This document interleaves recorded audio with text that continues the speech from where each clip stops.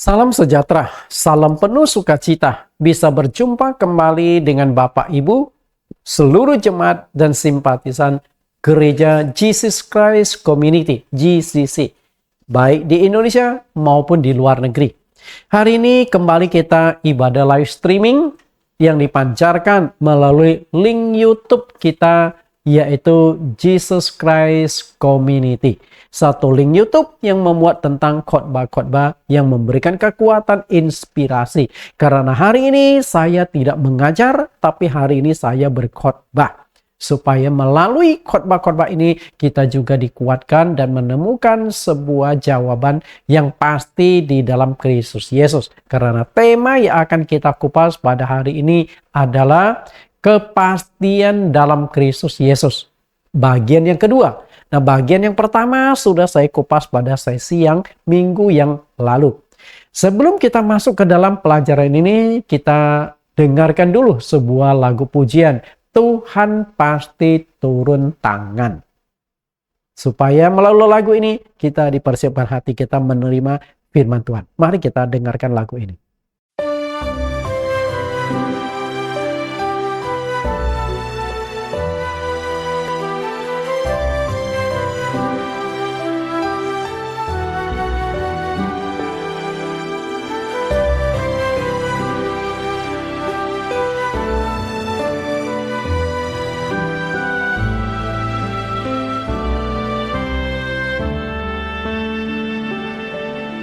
Setiap perkara dapat ku tanggung dengan kekuatan yang kau berikan. Bahkan di dalam kelemahanku tahu kuasamu semakin sempurna. Sebab Tuhan pasti turun tangan, membawa pertolongan di mana ku perlukan. Apabila kau yang campur tangan, di setiap pergumulan kau bawaku menuju kemenangan.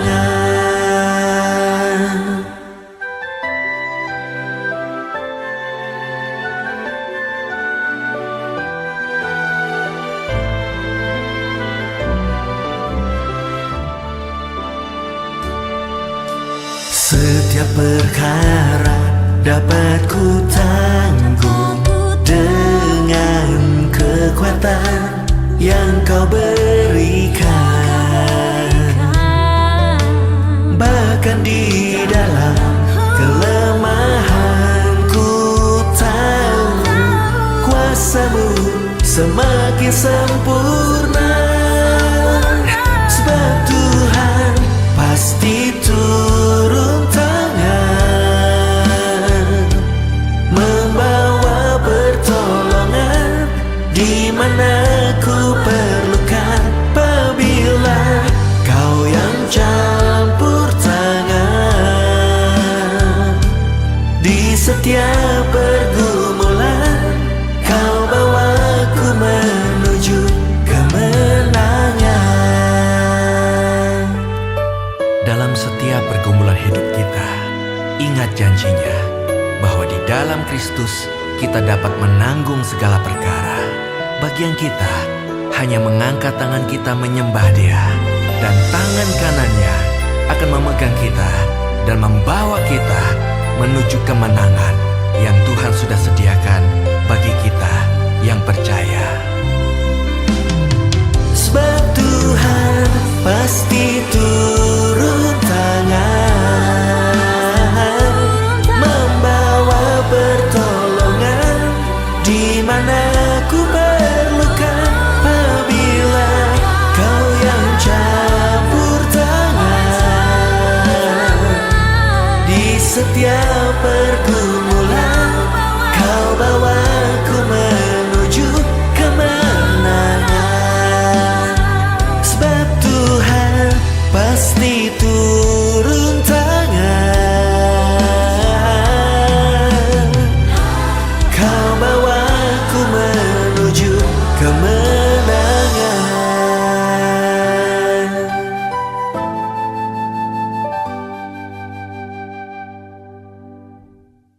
Kita sudah mendengarkan pujian Tuhan pasti turun tangan karena memang kita membutuhkan kepastian dari Tuhan. Nah, kita akan berdoa sebelum kita masuk ke dalam pelajaran firman Tuhan. Mari kita berdoa. Di dalam nama Tuhan Yesus Kristus kami berdoa. Tuhan, terpujilah nama-Mu. Engkau tetap menyertai, Engkau tetap memberkati, dan juga Engkau kembali memimpin kami di dalam ibadah live streaming pada saat ini.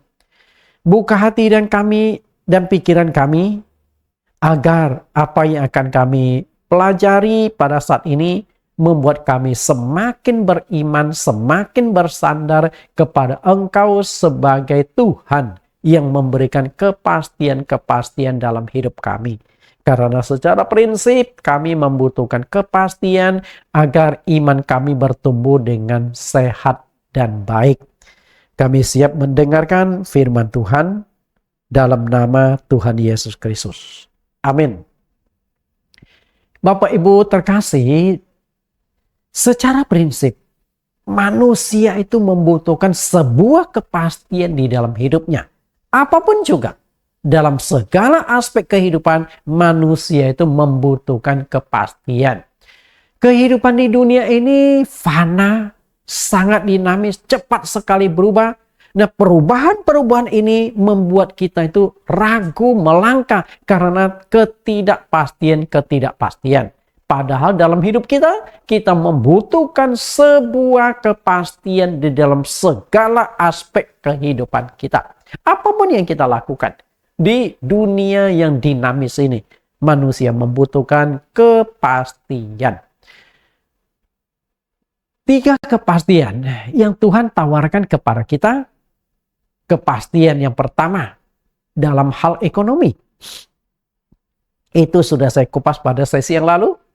Kemudian yang kedua, kepastian dalam kesehatan dan kepastian dalam keselamatan. Dengan kata lain, Yesus Kristus memberikan kepastian. Itu penting sekali. Karena hanya Tuhan yang tidak berubah, hanya Tuhan yang setia yang bisa memberikan kepastian. Dan kita temukan di dalam Yesus Kristus. Dalam hidup manusia ada 3 hal yang sangat dibutuhkan dan didambakan. Apa itu? Yang pertama, memiliki banyak uang. Yang kedua, memiliki badan yang sehat. Dan yang ketiga, setelah mati masuk ke sorga. Itulah harapan manusia. Mana yang kita pilih? Memiliki uang banyak, badan sakit-sakitan, penyakitan, atau sehat tetapi tidak punya uang? Saya yakin Anda akan pilih dua-duanya. Tapi ada satu lagi pilihan, punya banyak uang, badan sehat, masuk neraka, atau banyak uang, badan sehat, dan setelah mati masuk surga. Mana yang Anda pilih? Saya yakin pasti kita akan pilih 3-tiganya. Saya banyak uang di dunia, bisa nikmati hidup ini, dan badan saya sehat, saya bisa pergi melancong, tur piknik sini, piknik sana, tur sini, tur sana. Setelah saya mati, saya masuk ke surga. Ini impian harapan, dan 3-tiganya Tuhan bisa memberikan. Artinya, Tuhan memberikan kepastian-kepastian di dalam kehidupan kita. Dan kepastian itu penting. Karena manusia secara prinsip memang mendambakan kepastian-kepastian. Tuhan memberikan kepastian ekonomi. Sudah saya kupas pada sesi minggu yang lalu. Karena ini adalah sesi yang kedua. Kemudian, yang kedua adalah Tuhan memberikan kepastian dalam hal kesehatan.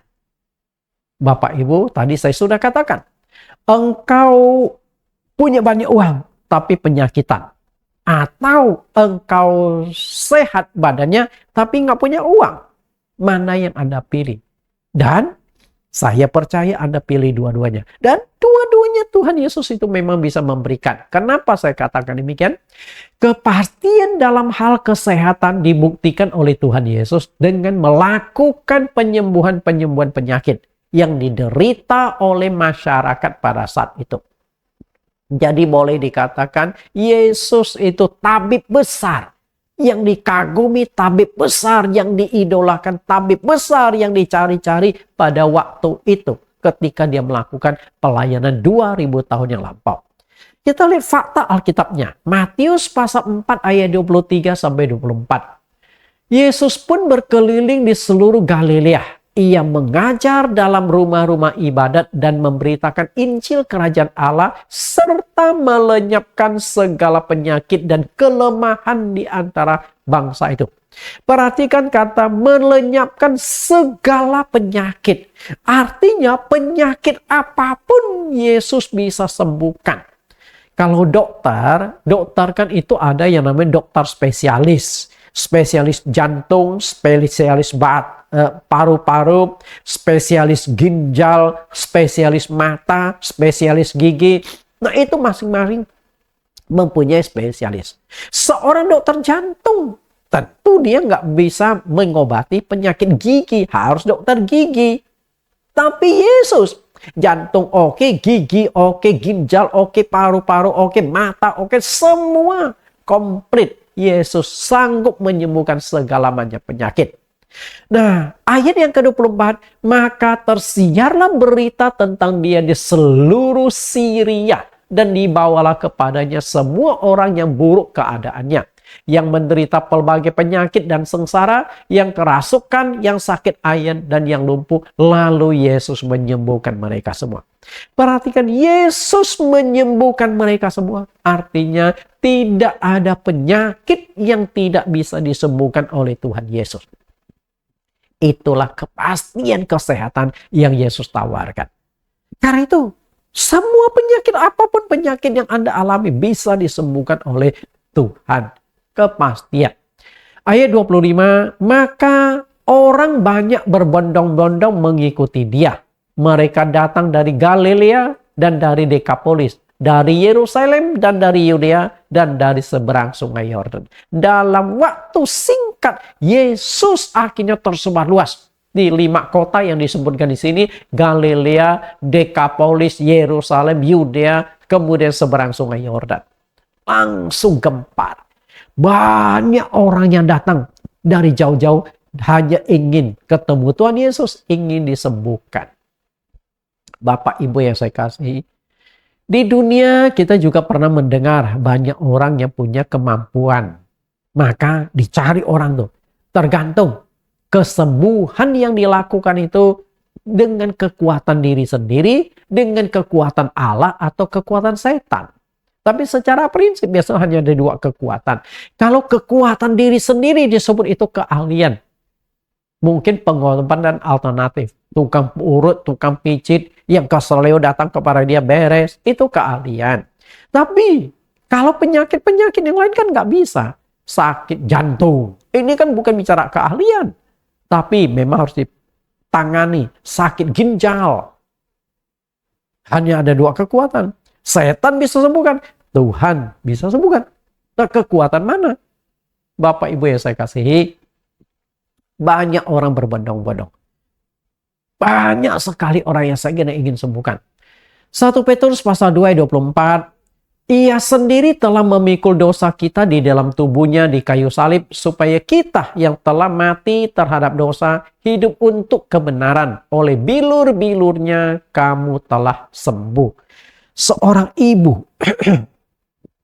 Ibu ini orangnya polos dan imannya juga polos. Suatu hari dia berdoa karena dia sakit, berdoa kepada Tuhan. Penyakit dia disembuhkan. Penyakit itu padahal lumayan serius. Tapi dia sembuhkan oleh Tuhan. Lalu dia mulai bersaksi di gereja waktu ibadah. Waktu dia bersaksi saking semangatnya dia berkata, oleh bulir-bulir Yesus aku telah disembuhkan. Bayangkan Bapak Ibu, bulir-bulir, bukan bilur-bilur. Tahu kan bulir? Bulir itu butir. Bulir-bulir padi, bulir-bulir gandum. Tapi karena dia buru-buru, saking semangatnya, bukan bilur-bilurnya lagi, tapi bulir-bulir Tuhan. Lalu ada teman dia kasih bisik, bukan bulir-bulir, bilur-bilur. Tapi ibu ini karena sudah tanggung dan gak mau kalah. Lalu dia berkata, bayangkan Bapak Ibu. Dah hanya bulir-bulir Yesus saja aku bisa sembuh. Apalagi bilur-bilur Yesus. Itu namanya ibu yang pintar. Bulir-bulir saja bisa menyembuhkan, apalagi bilur-bilur Yesus sanggup menyembuhkan sakit penyakit kita. Karena dia yang menanggung penyakit kita. Tidak ada sesuatu pun yang mustahil bagi Tuhan. Artinya, dia sanggup menyembuhkan segala sakit penyakit kita. Masalahnya adalah manusia yang kurang iman. Percaya nggak? Kesembuhan, mujizat akan terjadi berdasarkan imanmu. Maka ketika Tuhan Yesus menyembuhkan orang, seringkali Tuhan Yesus berkata, imanmu besar, sembuhlah dari penyakitmu. Banyak kasus-kasus seperti itu. Kita lihat Markus pasal 9 ayat 22. Dan seringkali roh itu menyeretnya ke dalam api ataupun ke dalam air untuk membinasakannya. Sebab itu jika engkau dapat berbuat sesuatu, tolonglah kami dan kasihanilah kami. Perhatikan kata ini. Tolonglah kami dan kasihanilah kami. Berharap agar anak ini disembuhkan. Karena anak sangat menderita dan seringkali iblis berusaha menariknya ke dalam api, menariknya ke dalam air untuk membinasakan. Karena memang pekerjaan iblis adalah membunuh dan membinasakan. Mencuri, membunuh, dan membinasakan. Itu pekerjaan iblis. Lalu, dia berkata, lalu bagaimana kata Yesus? Jawab Yesus, katamu, jika engkau dapat, tidak ada yang mustahil bagi orang percaya. Karena ada kalimat, sebab itu jika engkau dapat, kalau engkau memang sanggup, dan Tuhan tegur. Jadi menurut kamu, saya nggak sanggup. Yang membuat saya tidak sanggup adalah engkau. Karena engkau tidak percaya. Kalau engkau percaya hanya 50%, berarti 50% mujizat terjadi. 60% mujizat terjadi. Kalau engkau percaya 100%, mujizat sempurna terjadi di dalam hidupmu. Nah, setelah mendapat teguran Tuhan, lalu dia berkata, aku percaya, tolonglah aku yang tidak percaya ini. Nah, ini kan kalimat jadi aneh. Aku percaya, tolonglah aku yang tidak percaya ini. Maafkan aku Tuhan, karena aku kurang percaya kepada engkau, sehingga meremehkan engkau. Tapi aku sekarang akan belajar percaya. Tolonglah, aku punya iman ditambahkan, supaya aku percaya sepenuhnya. Dan apa yang terjadi? Tuhan Yesus sembuhkan anaknya. Bapak Ibu yang saya kasihi, jangankan menyembuhkan segala macam penyakit, membangkitkan orang mati pun Yesus sanggup lakukan. Tadi kita sudah melihat bahwa Yesus sanggup menyembuhkan orang yang dirasuk oleh setan. Berarti Yesus sanggup menangani masalah roh. Bukan hanya masalah jasmani, tapi masalah roh pun Tuhan Yesus sanggup. Nah, sekarang kita lihat kasus yang lebih unik lagi. Orang mati. Mana lebih mudah? Menyembuhkan orang atau membangkitkan orang? Saya yakin Anda pasti berkata sembuhkan orang. Nah, sembuhkan orang, dokter pun masih bisa tangani. Banyak dokter yang bisa melakukan penyembuhan-penyembuhan, yang bisa lakukan operasi dan lain sebagainya. Tetapi untuk membangkitkan orang yang sudah mati, belum tentu dokter sanggup melakukannya.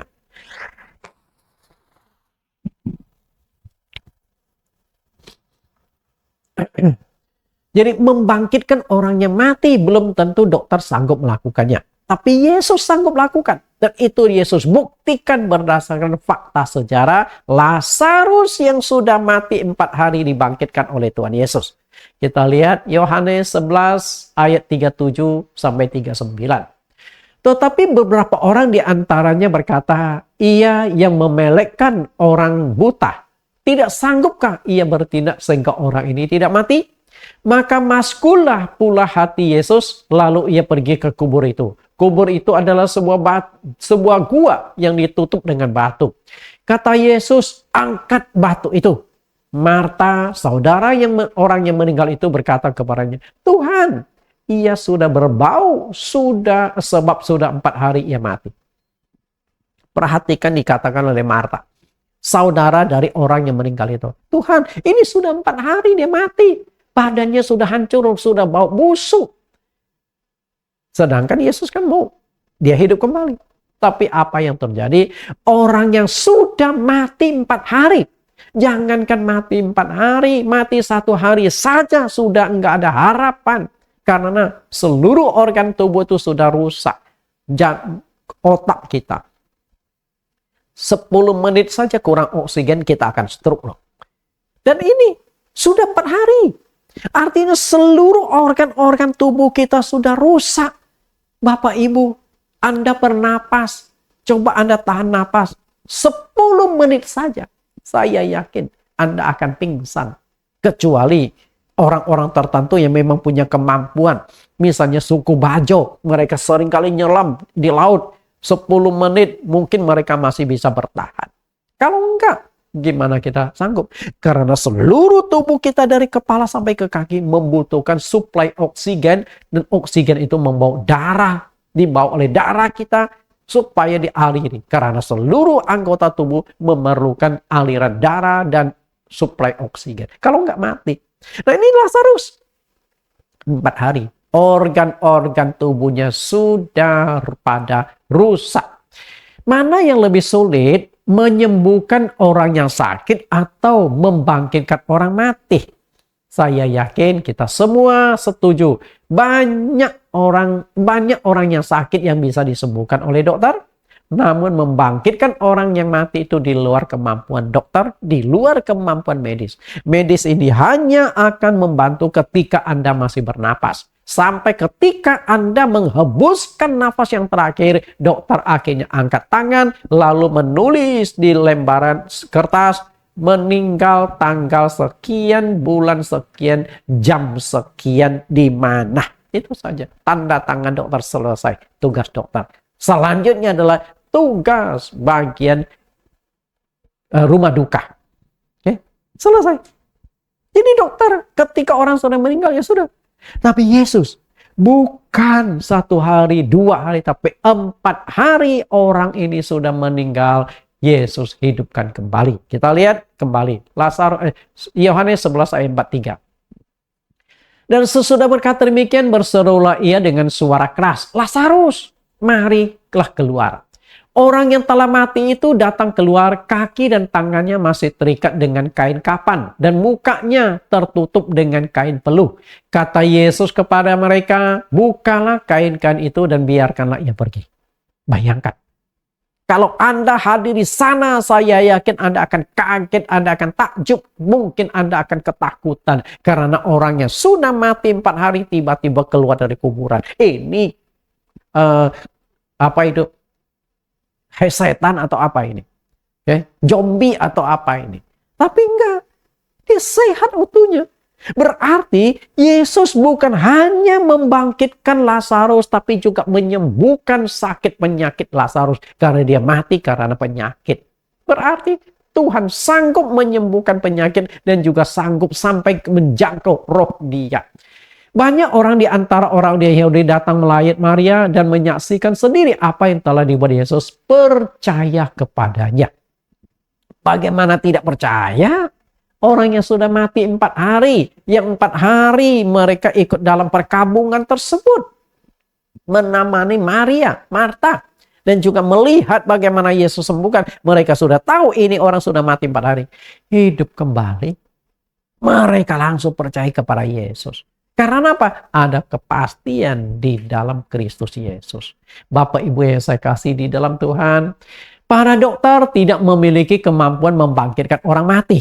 Karena penyembuhan mencakup 3 unsur. Tubuh, jiwa, roh.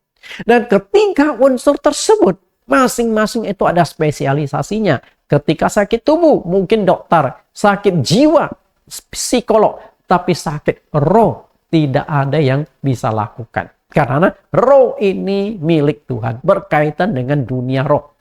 Tuhan Yesus bukan hanya berkuasa atas roh manusia, membangkitkan orang mati, namun dia juga berkuasa atas roh-roh iblis. Kalau roh manusia saja yang sudah mati 4 hari, yang sudah pindah alam, Yesus bisa tarik kembalikan. Dan saya percaya tidak akan tertukar roh yang lain yang masuk ke dalam tubuh Lazarus yang sudah mati. Itu pasti rohnya Lazarus. Buktinya setelah dia sembuhkan, dia mengenal orang. Karena memang yang masuk kembali itu rohnya Lazarus. Bukan rohnya Sun Gokong, bukan rohnya Cupake atau roh-roh yang lain. Ya? Berarti Yesus sanggup mengembalikan, mengambil roh yang Lazarus yang sudah pergi dari dunia nyata, diambil lalu dimasukkan kembali ke dalam tubuhnya Lazarus sehingga dia hidup kembali. Kalau enggak bisa.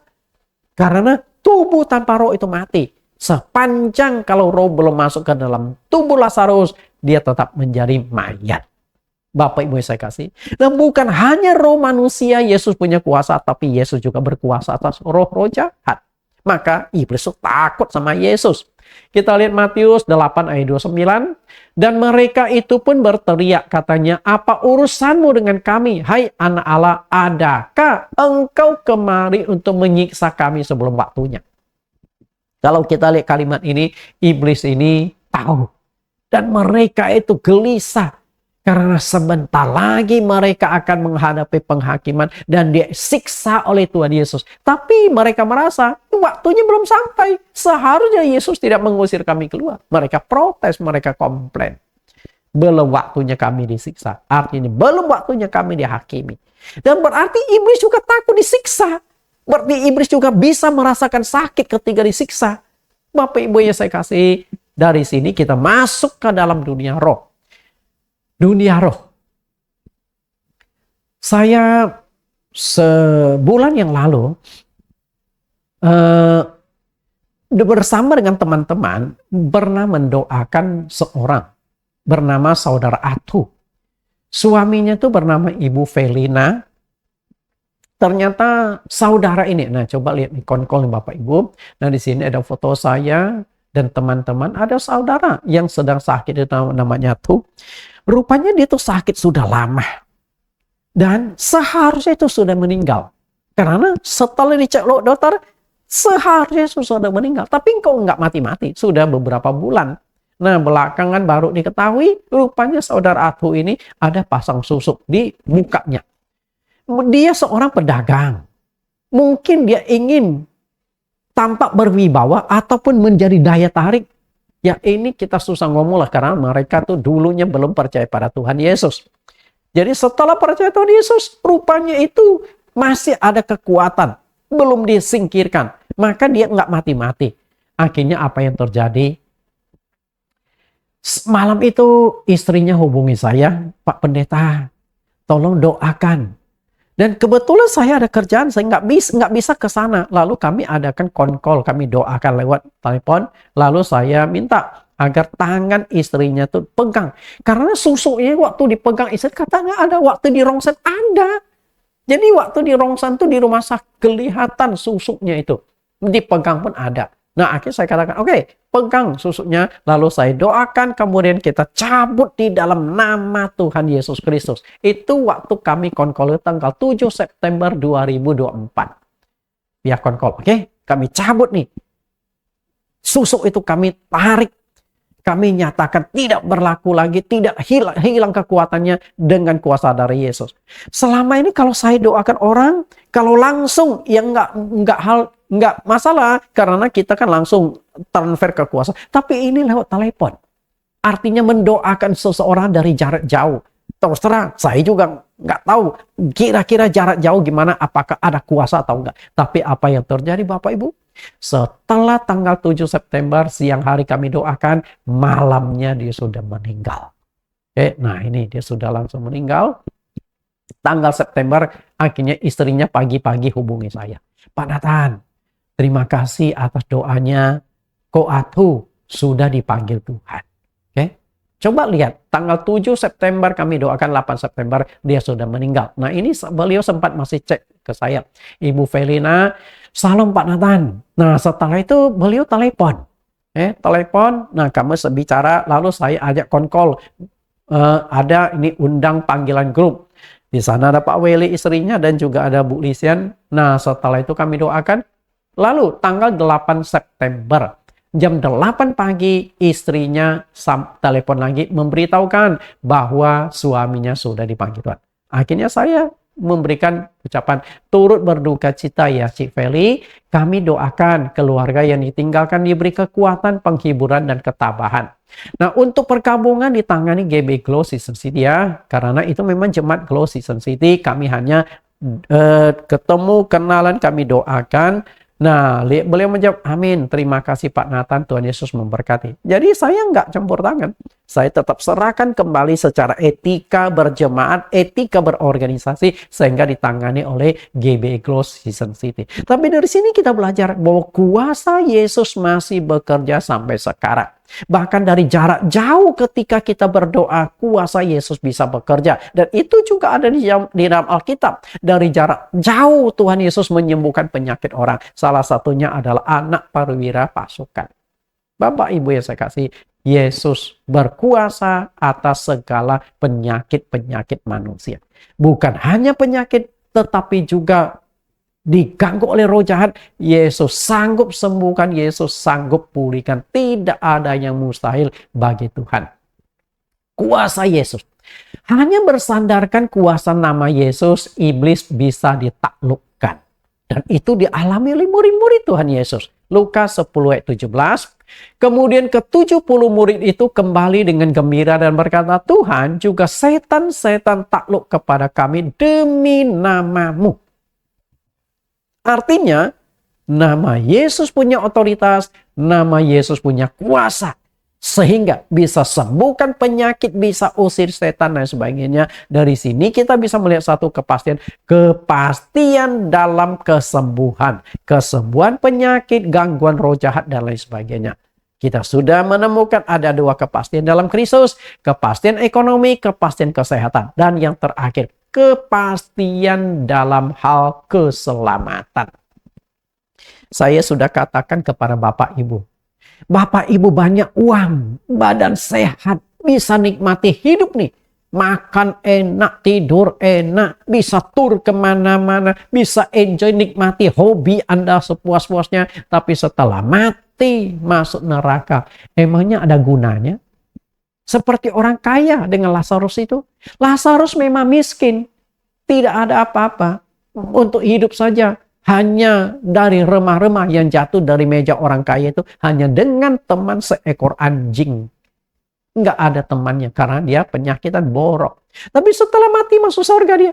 Sementara orang yang kaya ini setelah mati masuk ke alam maut, disiksa, mengalami penderitaan dan sebagainya. Karena itulah nggak ada gunanya jika engkau hidupmu kaya raya, badanmu sehat, nikmati sepuas-puasnya. Tapi setelah itu engkau masuk ke neraka, nggak ada gunanya. Makanya Yesus katakan di Matius 16 ayat 26, apa gunanya seseorang memperoleh seluruh dunia, tetapi kehilangan nyawanya? Apakah yang dapat diberikannya sebagai ganti nyawanya? Anda bisa nikmati seluruh kekayaan, kemuliaan, kenikmatan dunia, tapi setelah mati masuk neraka, nggak ada gunanya. Tapi Tuhan Yesus berikan jawaban. Dia sanggup menyembuhkan, sanggup memberkatimu, dan setelah engkau mati, dia menjamin keselamatan. Hidup manusia di dunia sangatlah singkat dan penuh dengan penderitaan. Singkat dan penuh penderitaan. Karena itu Nabi Musa mengatakan ini. Mazmur 90 ayat 10. Masa hidup kami 70 tahun dan jika kami kuat 80 tahun. Dan kebanggaannya adalah kesukaran dan penderitaan. Sebab berlalunya buru-buru dan kami melayang lenyap. Perhatikan di sini. Berlalunya buru-buru kami melayang lenyap. Artinya hidup manusia itu singkat sekali. 70 kalau kuat 80 tahun. Dan apa sih yang paling menonjol selama 70-80 tahun kehidupan manusia? Kesukaran dan penderitaan. Dan setelah itu sia-sia. Sia-sia itu artinya melayang lenyap. Artinya nggak ada bekas kenangan. Kalau Anda orang hebat, mungkin Anda masih dikenang. Tapi kebanyakan kita setelah mati ya habis perkara. Yang mengenang siapa? Paling keluarga. Tapi itu pun hanya bisa berapa generasi. 2-3 generasi masih kenal kita. Di bawah kita sudah lupa siapa engkong dia. Siapa dia? Cicit buyut. Sudah lupa semua. Hidup manusia itu seperti sebuah garis. Oke, seperti sebuah garis. Artinya semua orang yang hidup di dunia pasti melewati garis tersebut. Garis ini dimulai dari kelahiran dan diakhiri dengan kematian. Saya akan masukkan ayat Mazmur 90 ayat 10. Masa hidup kami 70, kalau kuat 80 tahun. Nah, itu seperti ini. Oke. Kelahiran adalah awal perjalanan menuju kematian. Lalu kita jalani hidup ini 10, 20, 30 sampai 80. Saya hanya bedakan warna tulisan. Kenapa saya berikan warna tulisan? Filosofi apa yang akan kita pelajari di sini? Warna tulisan menunjukkan masa hidup. Warna hijau, mungkin Anda masih muda. Oke. Warna kuning artinya lampu kuning, warna merah artinya lampu merah. Anda yang sedang mendengarkan khotbah saya hari ini, Anda tahu posisi Anda di mana. Apakah masih lampu hijau, lampu kuning, atau Anda sudah lampu merah? Atau melewati lampu merah artinya di atas 80 tahun, itu anugerah. Tapi jangan senang karena dapat anugerah, artinya itu bonus yang seharusnya engkau sudah mati. Oke? Seharusnya sudah mati. Nah, di atas setiap angka ini saya berikan tanda tanya. Artinya Anda bisa lewat 10 tahun, bisa lewat 20 tahun nggak? Kalau 20 tahun bisa lewati, 30 tahun bisa nggak? Sampai 80 tahun. Apakah setelah umur 80 tahun bisa mencapai umur 90 tahun? Kita nggak tahu. Karena hidup mati bukan ditentukan kita. Nah, setelah mati bukan habis perkara. Jadi hidup manusia itu penuh penderitaan seperti kata Musa. Lahir air mata, mati juga air mata. Siapa yang waktu lahir tertawa? 9 bulan di dalam kandungan ibunya, begitu lahir merdeka, bebas. Ada? Nggak ada. Semuanya juga menangis. Bahkan kalau Anda sudah dilahirkan tidak ada tangisan, dokter akan angkat kaki Anda, ditepuk pantatnya supaya dikagetkan karena organ pernapasan Anda sudah harus berfungsi. Kalau enggak, masalah. Bapak Ibu yang saya kasih, hidup manusia itu hanya ada dua sisi, suka dan duka. Antara suka dan duka ini mana yang lebih menonjol? Jelas sekali duka cita. Karena awal dan akhir kehidupan adalah air mata. Dan bukan hanya itu. Setelah mati masih harus menghadapi tantangan berupa penghakiman. Dan akhir dari penghakiman itu hanya ada dua, sorga atau neraka. Okay? Karena itu, sorga dan neraka itu bukan ditentukan setelah engkau mati, tapi ditentukan sewaktu engkau hidup. Pilihan ada di tangan Anda, karena setelah mati kita tinggal menghadapi penghakiman, tinggal ketok palu, Anda ke sorga atau Anda ke neraka. Kematian pasti terjadi. Karena kematian adalah ketetapan Allah. Makanya Ibrani 9 ayat 27. Dan sama seperti manusia ditetapkan untuk mati. Kapan ketetapan manusia harus mengalami kematian? Setelah manusia jatuh dalam dosa. Pertama kali kitab suci menyinggung tentang kematian adalah setelah manusia Adam dan Hawa jatuh dalam dosa. Di Kejadian pasal 3 ayat 19. Tuhan berkata kepada Adam, dengan berpeluh engkau akan mencari rezekimu seumur hidupmu, sampai engkau kembali lagi menjadi tanah, karena dari tanah engkau diambil. Diciptakan dari tanah, akan kembali ke tanah. Artinya, gara-gara dosa, manusia akan mengalami kematian. Itu hukuman dari Allah. Kemudian, hanya satu kali dan sesudah itu dihakimi.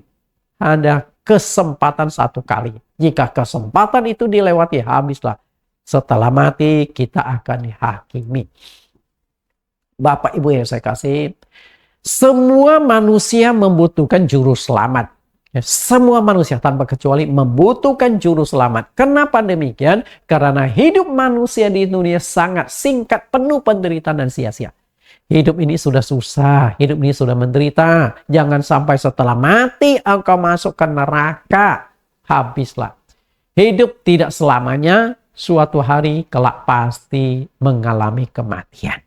Pasti mati, siapapun juga. Ada kelahiran, pasti ada kematian. Tidak mungkin terjadi kematian kalau tidak ada kelahiran. Itu hal yang otomatis terjadi pada siapapun. Dan yang repotnya adalah setelah mati bukan habis perkara, setelah mati manusia masih harus menghadapi penghakiman. Itu yang paling menakutkan, penghakiman. Karena itu Bapak Ibu yang saya kasih, kematian.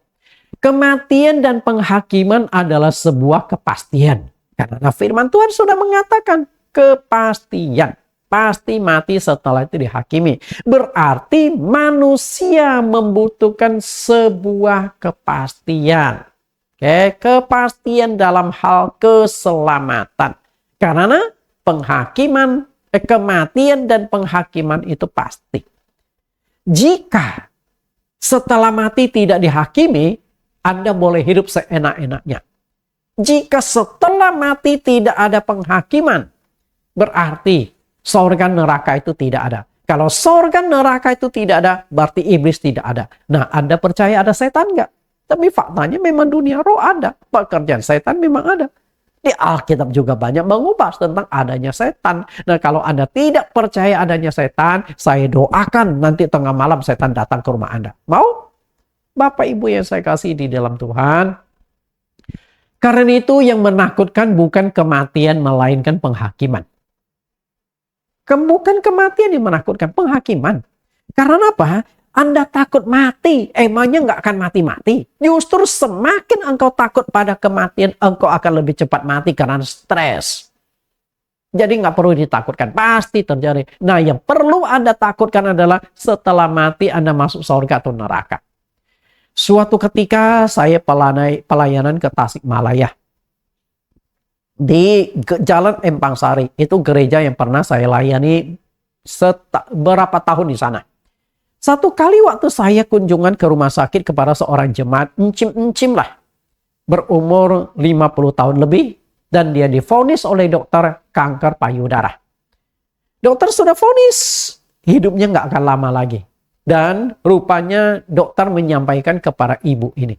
Bukan hanya kepada keluarganya. Rupanya dokter yang satu ini agak terbuka. Dia maunya supaya ibu ini ada persiapan mental. Waktu saya kunjungi rumah sakit itu, dia pegang tangan saya cukup keras. Lalu dia berkata, Pak Pendeta, saya takut mati. Saya yakin takut mati banyak orang. Anda takut mati nggak? Tentu takut kan? Nah, dia pegang tangan saya takut mati. Setelah itu dia berkata, tapi kalau matinya rame-rame saya tidak takut Pak Pendeta. Nah loh, mati aja ngajak orang. Kalau mati rame-rame dia nggak takut katanya. Mungkin rame-rame. Kalau mati sendiri dia bingung. Jadi bayangan dia kalau mati itu seperti apa? Apakah pergi ke gunung atau pergi hutan seorang diri. Takut di tengah malam banyak binatang buas. Atau takut ada hantu di hutan. Ya? Nah, masih untung dia tidak ngomong, Pak Pendeta mau temani saya nggak? Repot sudah. Kalau dia minta seperti itu, saya jawab susah, nggak jawab juga susah. Kalau saya jawab, sorry ya, gua masih mau hidup. Nah ini kan, kok Pak Pendeta gitu. Atau, ya nanti saya temanin, berarti saya sudah goodbye dari dunia. Untung dia nggak minta seperti itu. Bapak Ibu yang saya kasih, manusia itu pada prinsipnya takut mati. Tapi saya ingin katakan bukan kematian yang menakutkan, tapi penghakiman. Hanya ada dua, sorga atau neraka. Jika engkau gagal dalam penghakiman masuk neraka, jika engkau berhasil dalam penghakiman Anda akan masuk sorga. Hanya dua itu aja. Sorga, neraka. Itu siksaan. Anda mau tahu bagaimana siksaan menakutkan di api neraka? Setelah mendengarkan khotbah saya ini, Anda pergi ke dapur, ambil korek api, nyalakan korek api, bakar tuh jari Anda. Nggak usah lama-lama, 5 detik saja dipanggang di atas api. Korek api, 5 detik. Tak, tak, tak, tak, tak. Kira-kira apa yang terjadi? Melepuh. Betul nggak? Jika hanya korek api saja sakitnya minta ampun, ngeri langsung berair melepuh. Gimana kalau Anda mati dibakar? Anda jangan mengatakan, oh saya nggak merasa sakit lagi Pak. Kalau setelah mati tidak ada rasa sakit, maka tidak ada penghakiman. Masih Ada penghakiman berarti masih ada rasa sakit. Jangan sampai kita alami. Karena kematian adalah sebuah kepastian. Pasti terjadi. Maka keselamatan pun harus dipastikan. Oke, harus dipastikan siapa yang bisa menyelamatkan saya. Jawabannya adalah Yesus Kristus. Satu-satunya juru selamat tunggal. Satu-satunya yang bisa menyelamatkan Anda adalah Yesus Kristus. Kenapa saya katakan demikian? Juru selamat itu hanya ada satu. Oke, juru selamat itu hanya ada satu.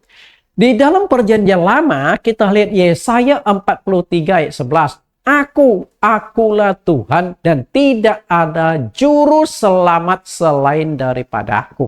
Dari perjanjian lama pun lewat Nabi Yesaya Allah sudah tegaskan bahwa hanya ada satu juru selamat, yaitu Tuhan. Di luar Tuhan tidak ada juru selamat. Lalu bagaimana dengan perjanjian baru? 1 Timotius 4 ayat 10. Itulah sebabnya kita berjerih payah dan berjuang karena kita menaruh pengharapan kita kepada Allah yang hidup, juru selamat manusia, terutama mereka yang percaya. Juru selamat manusia hanya ada satu. Berarti ada sinkron atau kesamaan. Di dalam perjanjian lama Allah satu-satunya juru selamat.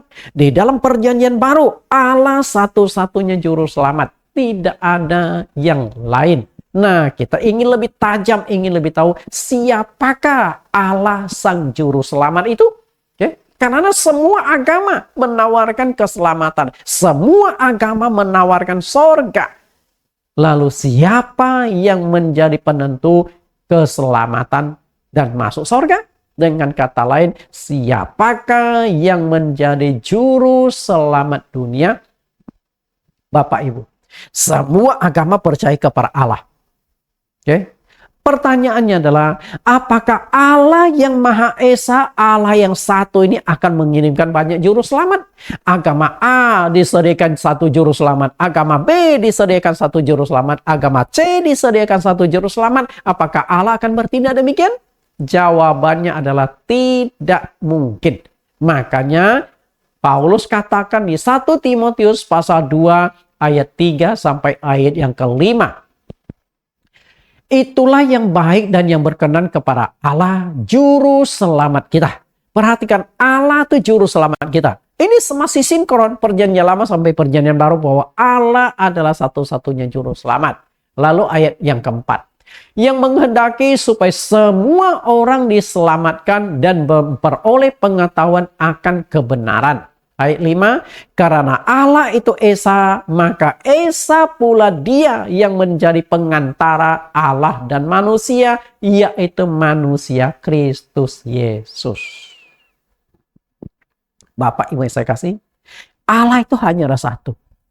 Maka Allah juga hanya mengirimkan satu juru selamat di muka bumi ini. Enggak ada lebih dari satu juru selamat.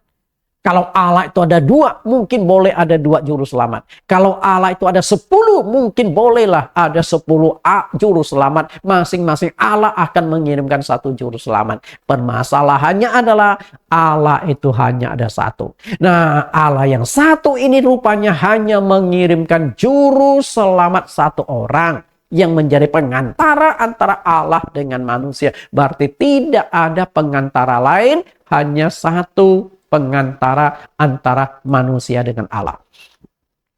Nabi boleh banyak. Oke? Karena apa? Nabi bukan juru selamat. Rasul boleh banyak. Karena rasul bukan juru selamat. Tokoh-tokoh agama boleh banyak, silakan. Karena apa? Nabi, rasul, tokoh agama bukan juru selamat. Seharusnya nabi, rasul, tokoh-tokoh agama memperkenalkan sang juru selamat. Memperkenalkan. Makanya kalau Anda lihat di dalam Alkitab, nabi-nabi di perjanjian lama memperkenalkan satu juru selamat. Rasul-rasul di perjanjian baru juga memperkenalkan satu juru selamat. Dan juru selamat yang diperkenalkan di sini tidak lain adalah Yesus Kristus. Maka dari perjanjian lama sampai perjanjian baru menceritakan tentang Yesus Kristus sebagai juru selamat. Oke. Dalam Injil Yohanes pasal 14 ayat 1 sampai 6 lebih jelas Tuhan Yesus menegaskan bahwa dirinya adalah juru selamat tunggal. Oke, kita lihat apa yang dikatakan Tuhan Yesus tentang juru selamat tunggal, sekaligus Yesus memberikan sebuah kepastian dalam keselamatan. Karena manusia pasti mati, keselamatan pun harus dipastikan. Juru selamat tunggal dan percayalah kepada Yesus. Yohanes 14 ayat 1. Janganlah gelisah hatimu, percayalah kepada Allah, percayalah kepadaku. Bapak Ibu yang saya kasihi, semua agama pasti percaya adanya Allah. Karena semua agama percaya adanya sorga dan adanya neraka. Dan semua agama pasti mengharapkan dan juga mengarahkan umatnya masuk ke sorga. Tapi permasalahannya di sini, Yesus katakan, percayalah kepada Allah, percayalah juga kepadaku. Dari sini kita belajar satu hal. Semua agama percaya kepada Allah sebagai pencipta langit bumi, pencipta segala-galanya. Nah, ini semua agama non-Kristen. Ya, semua non-Kristen percaya pada Allah. Tapi tidak cukup. Yesus berkata, percaya pada Allah saja tidak cukup, tapi juga harus percaya kepada Yesus Kristus. Nah, ketika harus percaya kepada Yesus Kristus, mau tidak mau Anda harus masuk ke agama Kristen. Karena hanya di agama Kristen inilah ada juru selamat. Ya? Karena itu, saya yakin agama lain tidak akan memperkenalkan, oh Yesus adalah juru selamat, Yesus adalah juru selamat. Enggak mungkin. Yang memperkenalkan dan menawarkan juru selamat melalui Yesus Kristus hanya agama Kristen. Mau tidak mau berarti hanya di agama Kristen ada jaminan keselamatan. Karena percaya pada Yesus. Mau percaya pada Allah silakan. Tapi engkau tidak selamat. Hanya percaya Allah. Engkau harus percaya juga Yesus supaya engkau selamat. Kenapa harus percaya kepada Yesus untuk memperoleh keselamatan? Saya akan berikan 3 alasan. Kenapa percaya pada Allah saja tidak cukup, tapi harus percaya juga kepada Yesus Kristus untuk memperoleh keselamatan. Kita lihat 3 alasan tersebut. Kita baca kelanjutannya di ayat yang kedua. Ayat 2. Di rumah Bapakku banyak tempat tinggal. Jika tidak demikian, tentu aku mengatakannya kepadamu. Sebab aku pergi ke situ untuk menyediakan tempat bagimu. Bapak perhatikan di sini. Aku pergi ke situ menyediakan tempat bagimu. Wah, ini kalimat sangat penting. Kalimat yang memberikan sebuah kepastian, bukan keraguan. Lalu di ayat selanjutnya Yesus katakan lebih jauh. Dan apabila aku telah pergi ke situ dan telah menyediakan tempat bagimu, aku akan datang kembali dan membawa kamu ke tempatku. Supaya di tempat di mana aku berada, kamu pun berada. Kalimat-kalimat yang Yesus berikan itu adalah kalimat kepastian yang sangat-sangat bisa kita jadikan pegangan. Kesimpulan apa yang Bapak Ibu tangkap di sini? Bapak Ibu yang saya kasih, semua agama menawarkan sorga melalui nabi-nabi, tokoh-tokoh pendiri agama masing-masing. Semuanya. Agama mana yang tidak menawarkan sorga? Agama mana yang tidak menawarkan keselamatan? Semua agama pasti menawarkan keselamatan. Karena itulah tujuan kita beragama. Kalau tujuan kita beragama hanya di dunia saja, supaya engkau kaya, engkau badan sehat dan sebagainya, enggak usah beragama. Karena apa? RRC negara komunis. Mereka tidak percaya Allah tapi ekonominya maju. Bahkan banyak juga pendeta-pendeta setelah jatuh sakit berobatnya kemana? Ke RRC, ke dokter yang ateis. Betul nggak? Karena itu tujuan kita percaya Tuhan adalah memperoleh keselamatan. Namun posisi Yesus bukan menawarkan keselamatan. Tapi menawarkan bukan menawarkan sorga, tapi Dia yang menciptakan sorga. Makanya perhatikan kalimat ini.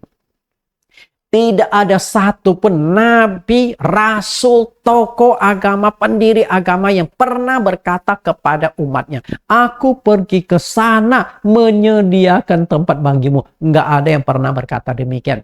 Hanya satu yang berani dan pernah berkata demikian, aku pergi ke sana menyediakan tempat bagimu. Itulah kepastian yang Tuhan Yesus tawarkan.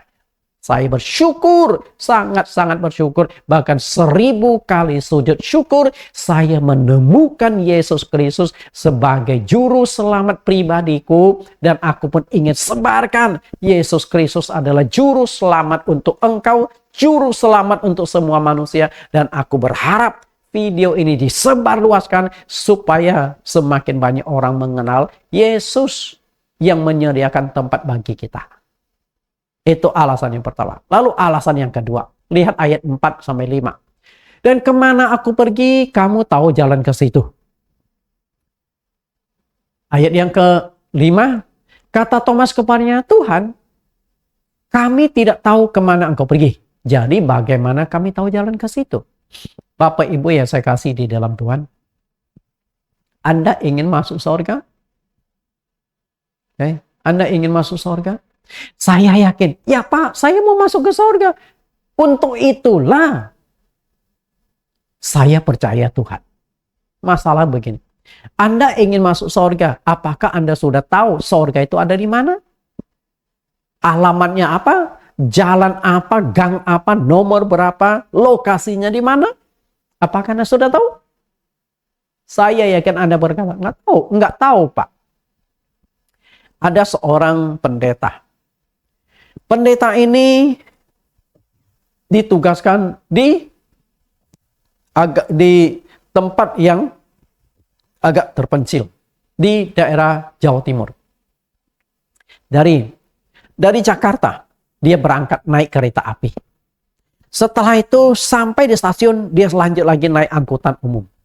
Setelah itu lanjut lagi naik Gojek sampai di sebuah perkampungan. Nah, dia ditugaskan sekitar 1 minggu di perkampungan itu ada pelayanan KKR. Tapi setelah sampai di kampung itu dia kaget. Karena apa? Di dalam tas yang dia bawa itu ada sepucuk surat yang sangat penting yang harus segera diposkan. Jadi sebenarnya waktu sebelum sampai ke stasiun dia tuh sudah ingat mau poskan surat ini. Tapi dia lupa dan surat itu terbawa sampai ke kampung. Waduh, gimana ini? Kemudian dia mau cari kantor pos. Lagi jalan, dia ketemu sama anak kecil. Anak SMP lah. Dek, di sini ada kantor pos nggak? Oh, ada Om. Nah, pendeta kan mulai timbul harapan. Oh, di mana itu, Dek? Lalu anak ini mulai jelaskan. Oh, Om jalan saja lurus. Nanti sekitar 100 meter ada perempatan. Om lurus terus. Nanti setelah jalan sekitar 200 meter, nanti ada pertigaan, Om belok ke kanan. Jalan terus. Nah, di sana itu ada pohon manggis. Nah, ikuti di pohon manggis itu ada satu jalan. Lurus saja, tidak jauh dari sana akan ketemu kantor pos. Lalu, yang namanya pendeta, dia kan setiap orang yang ketemu pasti diinjili. Pendeta berkata, Dek, kamu tahu nggak aku ini siapa? Anak kecil kan berkata, nggak tahu. Memang baru ketemu kan. Lalu mulailah pendeta jelaskan. Oh, Om ini pendeta. Nah, Om itu yang mengajarkan orang yang mau masuk surga. Dek, kamu percaya nggak? Bahwa Om bisa menunjukkan jalan menuju ke surga. Jalan masuk ke surga. Anak kecil ini berkata, enggak, aku nggak percaya sama Om. Loh, kok nggak percaya? Anak ini berkata, ke kantor pos saja Pak Pendeta nggak tahu. Apalagi ke surga. Mana bisa? Aku percaya. Pendeta langsung angkat kopernya, tinggalkan anak itu.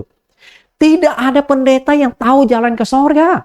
Tidak ada nabi, rasul yang tahu jalan ke sorga. Satu-satunya yang tahu jalan ke sorga adalah yang datang dari sorga. Betul nggak? Siapa yang datang dari sorga? Kita lihat Yohanes 16 ayat 28. Aku datang dari Bapa dan aku datang ke dalam dunia. Aku meninggalkan dunia pula dan pergi kepada Bapa. Satu-satunya yang datang dari sorga adalah Yesus. Tidak ada satu pun nabi yang lahir seperti Yesus Kristus. Roh Kudus dari sorga turun dan masuk ke dalam diri Maria, lahirlah Yesus Kristus.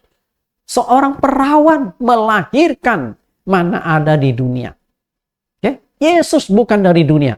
Yesus dari sana, dari sorga turun ke dunia, lahir ke dunia. Nah, setelah tugasnya selesai, dia kembali lagi ke sorga. Karena ini dia datang dari sorga.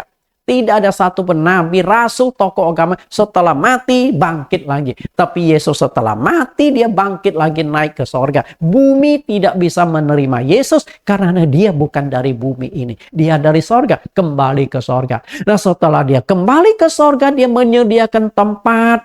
Nah, setelah itu dia akan datang kembali. Ini diucapkan Yesus.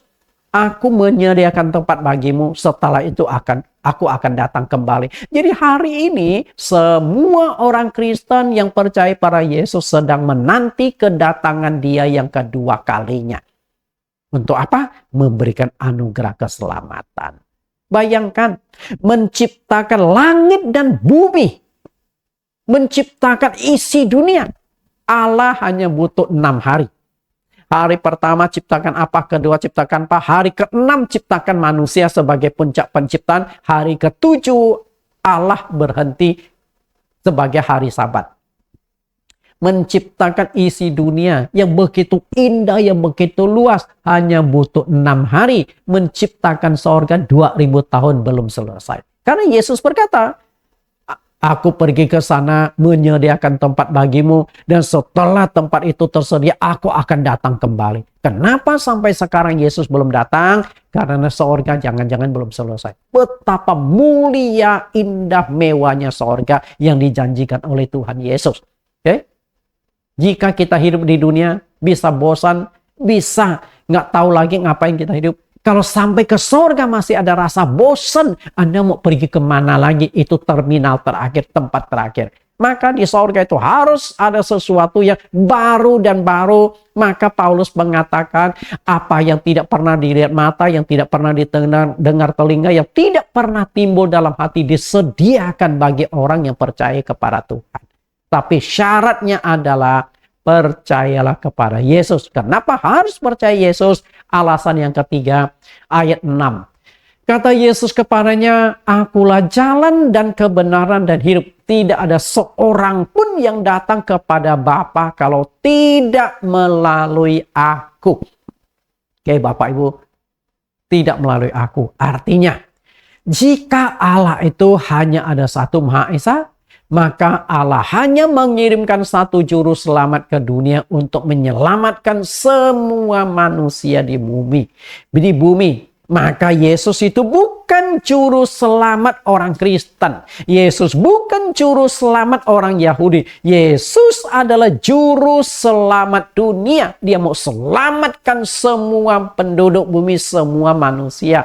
Karena itulah di 1 Timotius 2:5 tadi, Allah itu Esa, hanya ada satu juru selamat yang disediakan oleh Allah. Oke, kalau tidak melalui aku, artinya Kisah Rasul 4 ayat 12. Dan keselamatan tidak ada di dalam siapapun juga selain di dalam Dia. Sebab di bawah kolong langit tidak ada nama lain yang diberikan kepada manusia yang olehnya kita dapat diselamatkan. Di kolong langit. Oke. Kalau Anda masih tinggal di kolong langit, di bumi ini, di planet ini, maka hanya ada satu yang bisa menyelamatkan engkau, Yesus Kristus. Hanya ada satu nama yang bisa menyelamatkan engkau, Yesus Kristus. Maka percayalah kepada Yesus Kristus sebagai Tuhan dan Juru Selamat. Karena itu, saya ingin katakan kepada Anda sebagai orang Kristen, Yesus itu sebuah kepastian. Dan setelah engkau percaya kepada Yesus, apapun masalah, kesulitan tangan hidupmu, jangan meninggalkan Yesus. Seperti nasihat Paulus, Roma 8 ayat 35, siapakah yang akan memisahkan kita dari kasih Kristus? Penindasan atau kesesakan atau penganiayaan atau kelaparan atau ketelanjangan atau bahaya atau pedang? Sebab aku yakin bahwa baik maut maupun hidup, baik malaikat-malaikat maupun pemerintah-pemerintah, baik yang ada sekarang maupun yang akan datang, atau kuasa-kuasa, baik yang ada di atas maupun yang ada di bawah, ataupun sesuatu makhluk lain, tidak akan dapat memisahkan kita dari kasih Allah yang ada di dalam Kristus Yesus Tuhan kita. Engkau sudah kenal Yesus sebagai juru selamat, pertahankan imanmu sampai akhir. Jangan gara-gara masalah ekonomi engkau tinggalkan Tuhan. Jangan gara-gara pernikahan engkau tinggalkan Tuhan. Jangan gara-gara penganiayaan engkau tinggalkan Tuhan. Jangan karena konflik suami atau istri meninggalkan Tuhan. Sekali Yesus, tetap Yesus, karena hanya Yesus yang bisa memberikan kepastian kepada Anda. Hanya satu yang Tuhan minta dari kita, pegang iman kita sampai akhir. Ibrani 3 ayat 14. Karena kita telah beroleh bagian dalam Kristus, asal saja kita teguh berpegang sampai kepada akhirnya pada keyakinan iman kita yang semula. Beroleh bagian dalam Kristus artinya adalah jaminan-jaminan yang Tuhan tawarkan. Karena itu, Ibrani 10 ayat 23, marilah kita teguh berpegang pada pengakuan tentang pengharapan kita, sebab Ia yang menjanjikannya setia. Artinya Tuhan menawarkan anugerah. Ada kepastian dalam hal ekonomi, kepastian dalam kesehatan, kepastian dalam keselamatan. Karena itu Dia yang menjanjikan itu setia, artinya dalam Yesus Kristus ada kepastian. Apapun yang terjadi, jangan engkau tinggalkan Yesus, karena akan mempertaruhkan keselamatanmu. Ketika engkau percaya pada Yesus sepenuhnya, beriman, taat Dia sepenuhnya, saya yakin hidupmu akan sukses di dunia, akan sukses di sorga. Karena Yesus memang hendaki engkau bisa nikmati hidup di dunia, setelah mati engkau masuk ke sorga. Yesus memberikan kepastian. Tuhan Yesus memberkati. Kita tundukkan kepala kita berdoa. Di dalam nama Tuhan Yesus kami berdoa. Terima kasih Tuhan. Hari ini kami kembali diberikan keterangan, dibersingkapkan bahwa Yesus Kristus adalah satu-satunya juru selamat dunia. Kami bersyukur kami telah menemukan Yesus sebagai Tuhan dan juru selamat. Karena itu Tuhan, pakailah kami. Demikian pula pakailah video hari ini supaya makin banyak orang disingkapkan. Dan setiap umat Kristen yang mendengarkan 2 sesi video ini, kepastian dalam Kristus Yesus, Tuhan gerakkan hati mereka agar membagikan video ini sebanyak-banyaknya. Semakin banyak orang dikuatkan, semakin banyak orang mengenal Engkau sebagai juru selamat. Hamba-Mu percaya inilah penginjilan multimedia yang akan menjangkau dan memenangkan banyak jiwa-jiwa yang telantar, jiwa-jiwa yang sedang gelisah, jiwa-jiwa yang mencari kepastian akan keselamatan. Semoga video ini sampai ke tangan mereka dan mereka akhirnya terima dan percaya Yesus sebagai juru selamat tunggal. Inilah doa, inilah harapan hamba-Mu di dalam nama Tuhan Yesus Kristus. Amin. Bapak Ibu yang saya kasih, kita akan mendengarkan pujian terakhir dengan judul Melangkah Pasti. Karena Yesus memberikan kepastian, maka kita melangkah pun penuh dengan kepastian sampai berjumpa kembali dengan Tuhan di sorga. Tuhan Yesus berkati.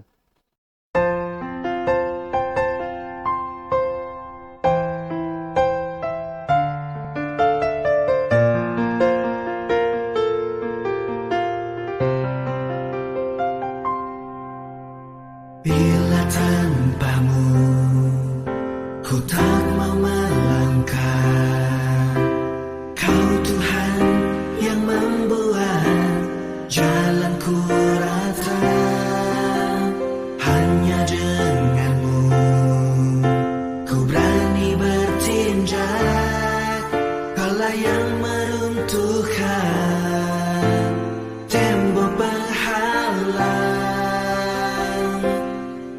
Tuhan yang menyertai.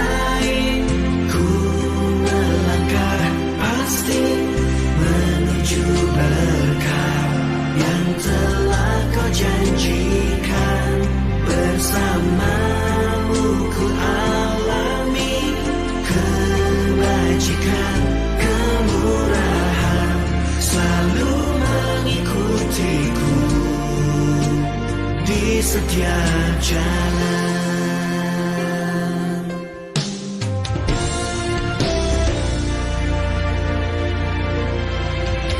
Hanya denganmu ku berani bertindak, kaulah yang meruntuhkan tembok penghalang. Kau Tuhan yang menyertai ku, melangkah pasti menuju berkat yang telah kau janjikan. Bersamamu ku alami kebajikan, kemurahan selalu mengikutiku di setiap jalan.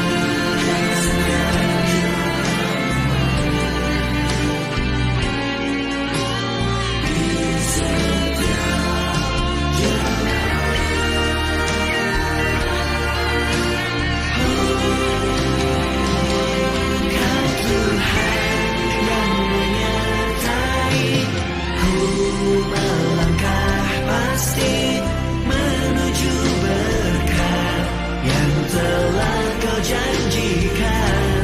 Bersamamu ku alami kebajikan, kemurahan selalu mengikutiku di setiap jalan.